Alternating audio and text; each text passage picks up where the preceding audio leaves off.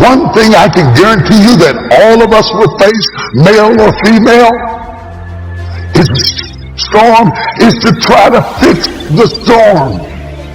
The storm is not yours to fix. The storm is yours to survive. But the enemy has a way of amplifying trouble in your mind to make you think that it's worse than it really is. And you panic because the devil knows his storm can't take you out. Now, you may be in the middle of a setback, in the middle of a silent season, in the middle of the morning. That is not the end. God has a flourishing finish for you. He hasn't brought you this far to leave you. Your greatest victories are not behind you, they're still in front of you. Stay in faith, it's still going to happen. See, the problem that people do is you get in God's way. You tell God what you want, then you mess up and tell him how you want him to do it. All you got to do is write down what you want. Because the scripture says this, write the vision and make it plain, so that he who reads it will run to it. And even though it take a long time, wait for it. For surely it will come at an appointed time. You got to keep the faith. It's going to happen. See, my first vision board I wrote when I was 10, I wrote I want to be on TV. I read it. I flunked out of school. I've been living in a car for 3 years, but I kept reading my paper. Guess what? I'm on TV. Now, I wrote it at 10. I did not get on TV till I was 38. I'm telling you this how this works. Success ain't a magic trick. It's a set of principles. People in here way smarter than me. People in here got way more degrees than me. The Bible says a man without a dream or vision shall perish. So guess what? You can't out-vision me. Don't let nobody out-dream you, and don't let nobody outwork you. That's how you get the life of your dream. I bet you if you write it down. God don't say nothing he don't make true. This world gonna end one day. You ain't gotta believe that. You can say it ain't no God. But guess what? The sun come up tomorrow, you can't stop it. It go down in the evening, you can't shut it off. Go up there and stop the wind and see what happened to you. Go up there and cut that sun off, see what happened. You're gonna roast your like a nut. All the circumstances say, if it was going to happen, it would have happened by now. But what God promised you doesn't have an expiration date. You may have done things that should keep your dream from coming to pass. But God is so merciful, he's already taken your mistakes into account. But too often, we disqualify ourselves. We think it would have happened if I'd finished school, if I'd not got involved with the wrong crowd, then God would bless me. That would be true if God was like us. He is full of mercy. He doesn't cancel our destiny because we got off course. And the good news is God has mercy for every mistake, a comeback for every setback. What he's promised you is still on the way. It may seem unlikely. You may not see how you could ever get out of debt. God is saying increase is coming. What you touch will prosper and succeed. Quit believing the lies that it's too late. The problem is too big. God is called the author and the finisher of your faith. The delay doesn't mean it's not going to happen. The circumstances may look impossible, but God hasn't run out of options. He has ways we've never thought of. He's not limited by your job, by what you didn't get. One good break, and what he promised you will come to pass. Sometimes God will put promises in your heart that don't make sense to your mind. The key is to let the seed take root. You don't have to figure out how it's going to happen. All you have to do is believe. You may have delayed it, but you didn't deny it. God hasn't changed his mind. You may not see anything happening, but God is still working. What he promised you is still on the way. The enemy is called the accuser of the brethren. He'll remind you of everything you've done wrong. He'd love for you to go through life down on yourself, no dreams, no passion, no expectancy. Don't fall into that trap.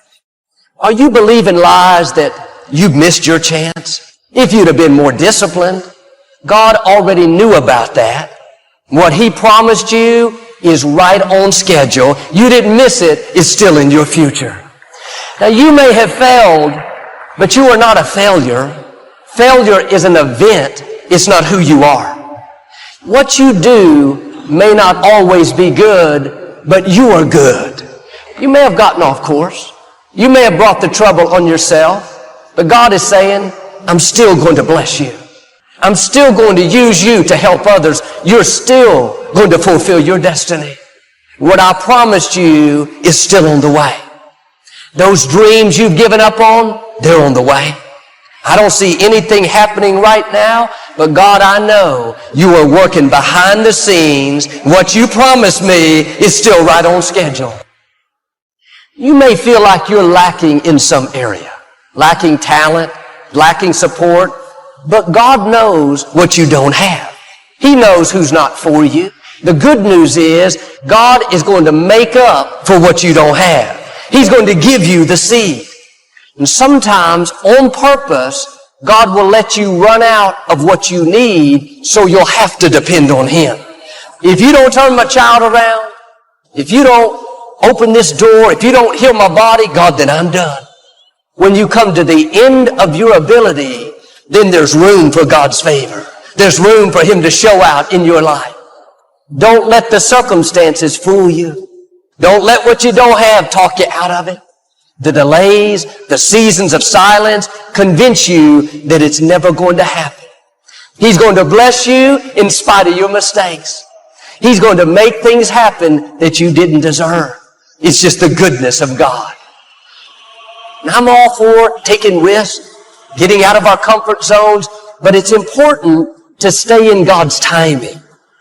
Quit believing those lies that you can't accomplish your dreams. Look what you've done.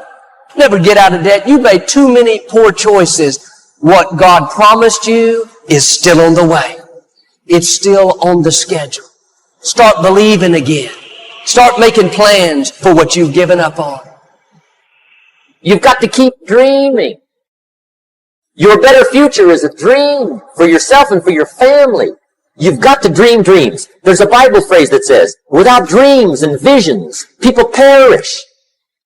You have a strong sense of self, that gives your life a sense of purpose. Your life has a sense of purpose, that gives your life a sense of direction. The 40-40 plan is going where you can go to college, graduate, get a job, work 40 hours a week, doing the same thing for 40 years. That's gone. People that are hungry are uncommon people. They are saying yes to their dreams. People that are hungry have a vision of themselves when they leave here, leaving a legacy and not liabilities. Most people die at age 25 and don't get buried till they're 60 because they're not willing to take a chance on themselves. I said, God, let me touch and change millions of people's lives. Let me make my mark. Let me touch hearts and minds. Let me be an instrument to give people hope, to inspire them to expand their skill set. God, let me live a life that counts. God, help me live a life that matters. God, give me the stamina, the vision. Use my gift that you have given me.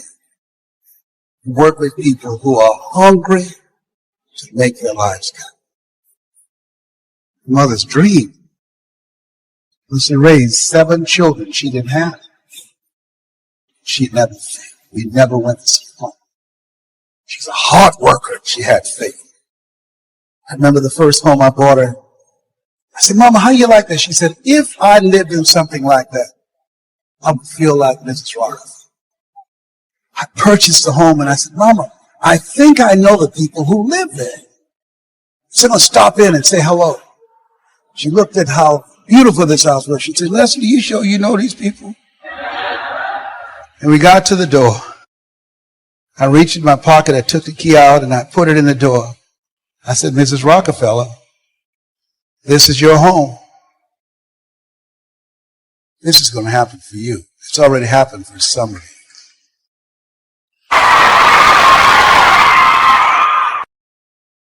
Life is pain. You know how many times I wanted to just give up? How many times I thought about ending it? Life is hard. Easy, it's not an option. But it's worth fighting. It's worth believing. It's worth giving yourself a chance. It's worth mustering yourself up, standing up inside yourself. It's worth fighting relentlessly, never giving up. It's worth fighting a good fight. It's worth being around motivated, positive people. It's worth being up-tempo. It's easy to have faith and feel good when you're feeling good and you have no pain and your bills are paid and you got a clean bill of health from the doctor. It's easy to be motivated then. But when that's not the situation, it's hard. When you look in the mirror, you don't see the person that you once saw. It's hard. I know it's hard, but do it hard. You gotta go all the in. When there's a will, there's a way, and there's always a way. When you're committed, you don't care about the facts. You don't care about the odds. You don't care about the opinions of others. The only thing you care about is making it through to the other side. No matter what it takes. You just gotta keep searching, keep fighting, keep hammering, keep failing, keep trying, keep getting back up again, and stop at nothing to reach it. You gotta have mental toughness. You don't give up on me. You don't quit on me. You man up. You woman up. You get your life back. You get your family back. I need you to have mental toughness. When you come up against that thing, you gotta outlast it. And you gotta already have made up your mind before you get to cancer. You gotta already have made up your mind before you get to that exam. You gotta already have made up your mind when you're talking to your husband, when you're talking to your wife, when you're talking to that sickness. You gotta look at it before you even get to it. So don't you ever give up. You get to make a choice. Is failure going to break you, or is failure going to make you? You get to decide. Failure doesn't. It's okay to fall. It's okay to cry. It's okay to go home. But quitting should never be an option. It's not in falling that makes us failures. It's in not getting up that makes us failures.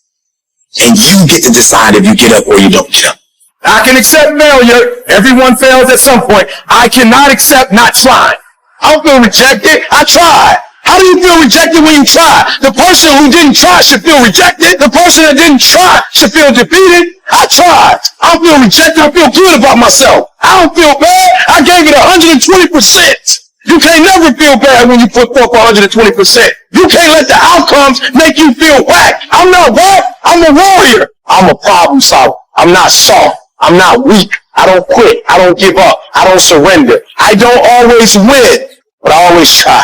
When you believe with everything in you that you are destined for greatness, you will find a way. You turn a tragedy into a triumph, despair into repair, pain into gain, adversity into prosperity. You have to know that this thing is going to work. Come hell or high water, whatever it is that I set out to do, it may not happen in 6 months, it may not happen in a year, it may not happen in 2 years, but at some point, my dream is going to become a reality. I think about my why. I can't quit. I can't stop. I can't get tired. I can't give up. I can't give in. My mama counting on me. My wife is counting on me. When you ain't got nothing left in your tank, you got to think about the people in your life that you're doing this for. And then if you can think about them, you can go one more mile. You can go one more day at work. You keep going. You keep studying. You keep writing, you keep singing, you keep rapping, you keep boxing, you keep fighting, you keep dribbling, you just keep on keeping on. And if you persevere, every storm that's come, it will pass.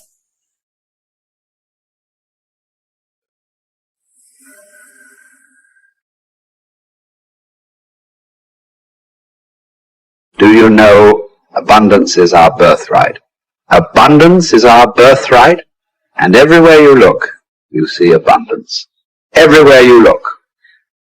There's an abundance of leaves on the trees.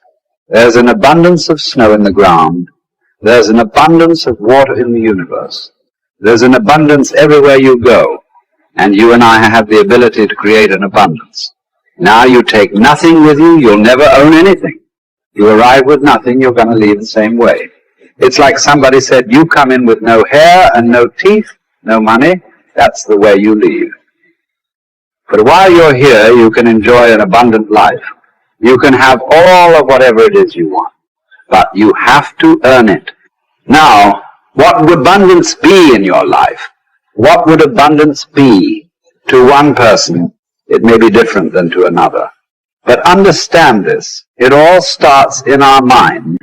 Most people are letting what they have now control how they see themselves. They let their bank account control them.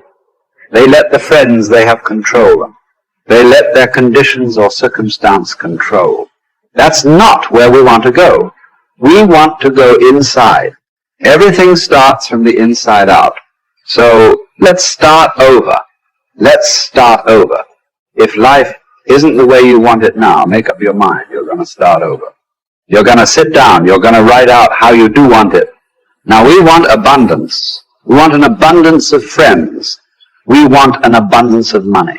We want an abundance of all the good things in life that make us more comfortable and have us enjoy life to a greater degree. And, you know, we can have it, but we've got to understand we can have it. We've got to understand that we have infinite potential locked up within us. We've got a marvelous mind. We can think anything we want. You know, Viktor Frankl spent the war years in a concentration camp. And he said, regardless of the intellectual or physical abuse he was subjected to, no one could cause him to think something he didn't want to think. All the great leaders, all down through history, they have been complete, unanimous agreement. We become what we think about. Well, don't think lack and limitation. Think abundance in whatever you want. See yourself with plenty, with abundance. Hold the image and then just think, how can I get this? By continually seeing yourself with it, the way to get it will start to come to your mood. You will attract whatever you need because you're getting on an abundant frequency, and it will all start coming into your life. As you move towards it, it'll come towards you. Abundance, it's your birthright. You've got to decide on it. Enjoy it. You know, if you can survive the temporary pain in your life, and all pain is temporary, if you can survive the temporary, on the other side of temporary pain, you meet another version of yourself, another insight about yourself. And that's why it's so important to grow as a person, because the more we grow and become a new person, we can help those that used to be like us. And that's why you and I are so addicted to growing and learning, and we're curious, because if you used to be a broken person, and you no longer are quite as broken, you can help broken people. If you used to be broke financially, and you no longer are, you can help people. Whatever you do for a living, at one time you didn't know about it, and now you do. You can help those who need to know about it. And so you're immensely qualified if you understand the power of doing one more. 95% of people have an operating system in their mind where they operate out of history and memory. 5% of humans operate out of vision and imagination. So the reason we're so much happier, I believe, when we're children is we have no history and memory. So we operate out of imagination and dreams and vision. But at some age, some people it's 5 years old, some it's 8, some it's 18, some it's 28, they create a history. And that history then becomes the operating system. So even if they take on a new behavior or tactic, they're operating out of a pattern of thought and belief that's historic and memory-based. And so the number one thing I would say is begin to operate out of your imagination again, out of your vision again. Create from that place. If you create from that place, now you're not tied to the result in that moment. You're giving yourself space to imagine and create something new in your life. You're the product of who you hang around. Wow. How do I know if they serve me or not? Here's one way to just deduce this, because they could be beautiful people who care about you, and they might even support you. But when you're with them, what are you ever have those friends you're with them, you're like, you remember remember that party, remember that thing? Yeah. And if your friends are constantly bringing you to the filtration system of memory and history all the time, think this through. How often are those friends saying, hey, what are you working on now? Where are you going? What's your vision? What do you want to create? And maybe that sounds hokey, but you and I have both our friends have the most amazing histories, and you can't get them to talk about them. Because what are they still doing? Yeah. They're talking about now and where they're going. Yeah. Their viewpoint in their life is being present and having a vision for the future. Yeah. A formula for misery, a formula for lack of creativity, lack of productivity is constantly being history and memory. Even if it's good, it doesn't serve us. And for most of us, it's not good, and we keep living from it or trying to move away from it. Create a new future. Don't move away from the past. Create a brilliant, imaginative, curious, vibrant vision for your life. Love for something is in the present moment also, right? Love is not just for the past. And it's funny how important one day is meant. When my dad got sick, my dad got cancer. When he first got sick, he goes, hey, my dad was a dude. He goes, look, I'll fight this one time. Okay, I'll do your little chemo and your surgery, but I'm not going to pour poison into my body. I'm not going to lose my hair. I'm not going to deteriorate. I'll give this thing a shot once. If it doesn't work, I'm out.